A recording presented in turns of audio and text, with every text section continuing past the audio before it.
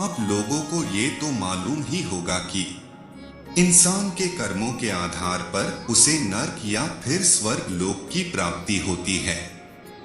मगर क्या आपको मालूम है कि जिस शकुनी ने अपने जीवन काल में केवल पाप ही पाप किए थे, उसे नर्क नहीं बल्कि स्वर्ग लोक की प्राप्ति हुई थी।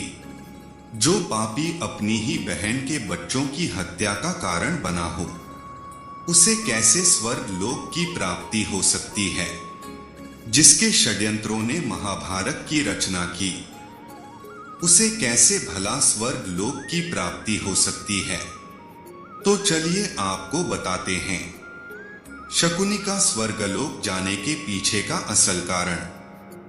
तो नमस्कार दोस्तों, आप देख रहे हैं दी एंड जर्नी। चैनल पर पहली बार आए हैं तो चैनल को सब्सक्राइब करें और बेल आइकन दबाना बिल्कुल न भूलें। वीडियो अच्छी लगी तो वीडियो को लाइक करें, शेयर करें और कमेंट बॉक्स में जय श्री कृष्णा लिखना बिल्कुल ना भूलें। तो चलिए कहानी के ओर चलते हैं। शकुनी मामा को महाभारत का मुख्य पात्र माना जाता है। शकुनी मामा को लोग दुष्ट, कुटिल और धूर्त मानते हैं, क्योंकि उन्होंने हर बार दुर्योधन को गलत राह बताई, जिस कारण महाभारत का युद्ध हुआ। शकुनी मामा को महाभारत का खलनायक भी कहा जाता है, क्योंकि महाभारत युद्ध होने में शकुनी मामा की अहम भूमिका मानी जाती है। शकुनी दुर्योधन के मामा, गंधारी के भाई और धृतराष्ट्र के साले थे। शकुनी मामा दुर्योधन को हमेशा ही कुटिल चाल चलने के लिए प्रेरित करते थे। इतना ही नहीं, शकुनी के कारण ही पांडवों को भी जुआ खेलने पर विवश होना पड़ा। शकुनी चौरस में माहिर खिलाड़ी थे। पौराणिक समय में जुए ताश के पत्तों से नहीं बल्कि चौरस से खेला जाता था, जो कि लूडो की गोटी के समान हुआ करता था। शकुनी इस खेल में बहुत माहिर था। वह जब जब जुआ खेलता था, उसकी जीत ही होती थी। इसका कारण यह था कि शकुनी के पासे हमेशा शकुनी की ही बात सुनते थे। पासे में शकुनी जैसा अंक चाहता था, पासा वैसा ही अंक सामने रख देता था। गांधार देश के राजा सुबल के 100 पुत्र और एक पुत्री थी। सबसे छोटे पुत्र का नाम शकुनी और पुत्री का नाम गांधारी था। एक बार राजा सुबल ने गांधार में एक बड़ा यज्ञ करवाए, जिसमें कई बड़े बड़े ऋषि मुनि पधारे। तभी यज्ञ में मौजूद एक ऋषि ने राजा सुबल को गांधारी के बारे में एक ऐसी बात बताई, जिसे सुनकर राजा सुबल अपनी पुत्री को लेकर चिंतित हो उठे। ऋषि मुनि ने राजा सुबल को बताया कि उनकी पुत्री गांधारी की कुंडली में एक दोष है, और वो ये है कि जैसे ही गांधारी का विवाह होगा, उसके पति की मृत्यु हो जाएगी। अब इस बात से चिंतित राजा सुबल ने एक उपाय निकाले। राजा सुबल ने अपनी पुत्री गांधारी का विवाह एक बकरे से करा दिए और विवाह के पश्चात उस बकरे को मार दिया गया। ऐसे में गांधारी की कुंडली से वो दोष हट गया। इसके बाद हस्तिनापुर के राजा धृतराष्ट्र का विवाह प्रस्ताव गांधारी के लिए आता है और गांधारी का विवाह धृतराष्ट्र से हो जाता है। शादी के तुरंत बाद ही गांधारी अपनी आंखों में पट्टी बांध देती है। मगर वो ऐसा क्यों करती है? जिनको नहीं मालूम उनको बता दें कि धृतराष्ट्र अंधे थे, जिसके कारण गांधारी अपना पतिव्रता धर्म निभाते हुए अपनी आंखों पर भी सदैव के लिए पट्टी बांध देती है और अपना पूरा जीवन अंधकार में ही बिताती है। सब कुछ ठीक चल रहा था, मगर तभी धृतराष्ट्र ने गांधारी के पूरे परिवार को काल कोठरी में बंदी बना दिया और सजा के तौर पर पूरे परिवार को दिन में केवल एक मुट्ठी अनाज ही दिया जाता। मगर धृतराष्ट्र ने ऐसा क्यों किया?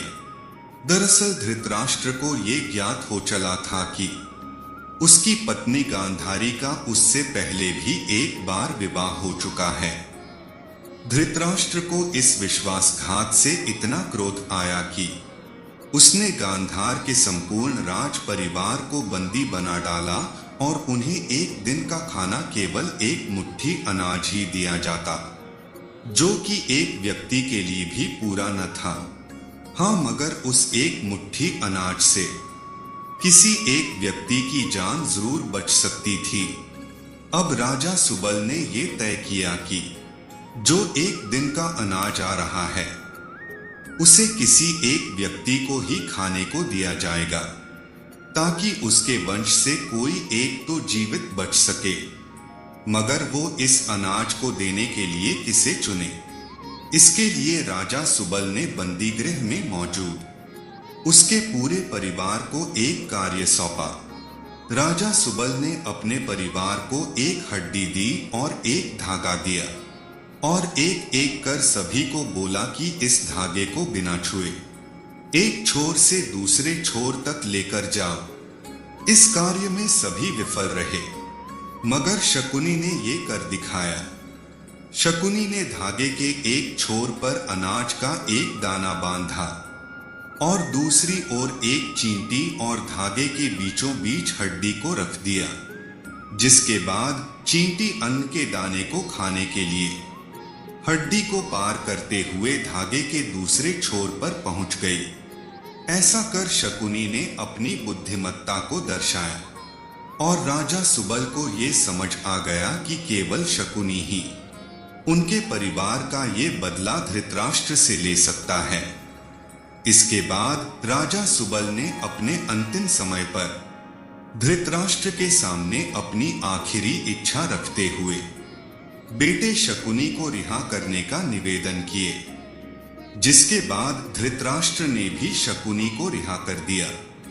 बस यही धृतराष्ट्र की सबसे बड़ी गलती थी, जिसके बाद शकुनी कौरवों का विनाश करता चला गया और फिर महाभारत के युद्ध के बाद कौरवों का नामो निशान मिट गया।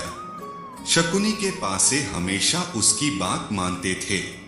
इसका कारण यह था कि शकुनी के पासे उसके मृत पिता की रीढ़ की हड्डी से बने हुए थे और इस कारण पासे में उसके पिता की आत्मा बसी थी। शकुनी एक पितृभक्त था। उसके पिता सुबल अपने अंतिम समय में शकुन से कहे थे कि मेरी मृत्यु के बाद तुम मेरी हड्डियों से पासा बना लेना। मेरी हड्डियों से बने पासे हमेशा तुम्हारी बात मानेंगे और जीवन में तुम्हें जुए में कोई हरा नहीं सकेगा। इसलिए शकुनी अगर पासे को 6 कहता तो पासे में 6 अंक ही आता। शकुनी ने अपने आंखों के सामने अपने भाइयों और पिता को मरते देखा था। शकुनी के मन में धृतराष्ट्र के प्रति गहरी बदले की भावना थी। आगे चलकर इन्हीं पासों का प्रयोग करके शकुनी ने अपने 100 भाइयों की मौत का बदला दुर्योधन और उसके 100 भाइयों के विनाश की वृहद योजना बनाकर लिया। अब आप सभी के मन में ये चल रहा होगा कि शकुनी ने अपनी ही बहन के परिवार को तबाह कर डाला, तो फिर क्यों और कैसे उसे स्वर्ग लोक की प्राप्ति हुई? दरअसल शकुनी ने जो कुछ भी किया वो उसने अपने परिवार का बदला लेने के लिए किया। उसने ये बुरे कर्म अपने परिवार के साथ हुए अन्याय का प्रतिशोध लेने के लिए किया और इसी कारण मृत्यु के पश्चात शकुनी को स्वर्ग लोक की प्राप्ति हुई।